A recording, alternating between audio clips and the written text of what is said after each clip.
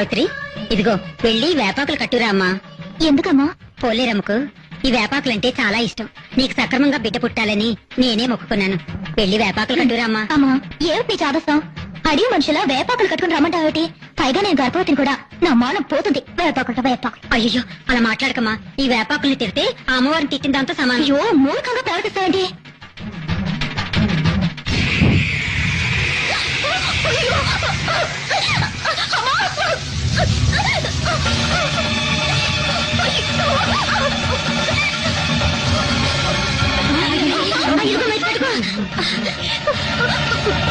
సావిత్రి,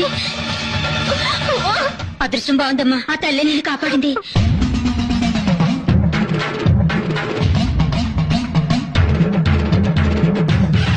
ఇప్పుడు అర్థమైందా? ఏ వేపాకులు కట్టుకుంటే నీ మానం పోతుందని అన్నావు, అవే వేపాకులు